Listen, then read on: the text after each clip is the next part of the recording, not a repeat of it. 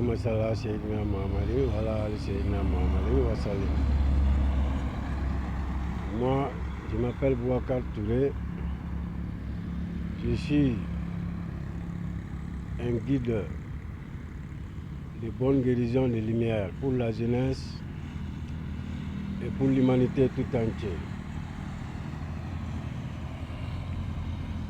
Aujourd'hui, c'est un message que je vais envoyer à la jeunesse surtout, à la jeunesse malienne et à la jeunesse africaine tout entière, à la jeunesse du monde même, que la vie est un combat.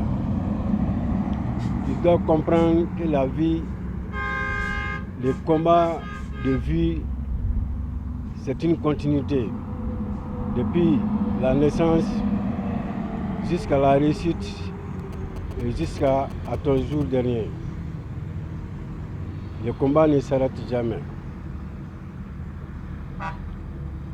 Pour qu'ils comprennent cela, je commence d'abord depuis la naissance d'une personne. Le combat commence. Le combat commence après la naissance. Après la naissance, on sort du ténèbre, c'est-à-dire du ténèbre à la lumière. On revient à la lumière dans ce monde-là. Et on aura un souffle divin.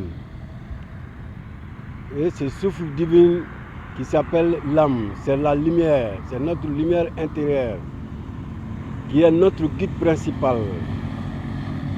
Et qui nous pousse même à bas âge de comprendre qu'on a des bras pour faire des mouvements et qu'on a des pieds pour marcher. Et c'est pourquoi, depuis quelques mois déjà de la naissance, on commence à s'asseoir, comprendre qu'on peut s'asseoir. Et on s'assoit correctement depuis jusqu'à ce qu'on s'assoit correctement. Et après, on comprendra qu'on peut marcher à quatre pattes. Tout ça, c'est notre guide intérieur qui nous guide ça. Mais l'esprit nous fait comprendre le contraire. Et après, notre guide nous dit encore que tu as deux pieds pour marcher, que tu peux te lever pour marcher. Et tu commences à te lever pour commencer à marcher. Pas à pas, pas à pas. Alors que ton esprit te dit que non, ne te lève pas, si tu te lèves, tu tombes. Alors si tu te laisses à ton esprit te guider, l'esprit là, tu vas rester à terre. C'est pourquoi beaucoup d'enfants restent à terre sans marcher rapidement. Ils ont peur. Et c'est cette peur-là qui nous ralentit toute notre vie. Et qu'on doit éviter cette peur-là. On doit faire quoi? On doit être à l'écoute de notre intérieur, c'est-à-dire de notre intérieur et notre cœur. Notre guide intérieur, c'est notre cœur. Ce que notre cœur nous dit, on doit suivre ça. Depuis notre bas âge jusqu'à ce qu'on commence les activités, on comprend les choses, on commence à réussir, on va aller à la création des choses.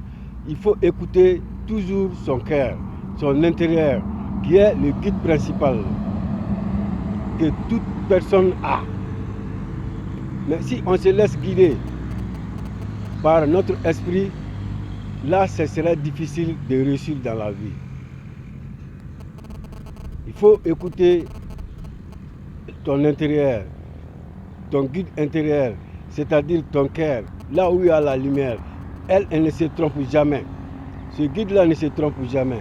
Mais l'esprit est hésitant, l'esprit est émotionnel. Donc, si tu te laisses emporter par ton esprit émotionnel, l'esprit émotionnel va t'amener à l'échec.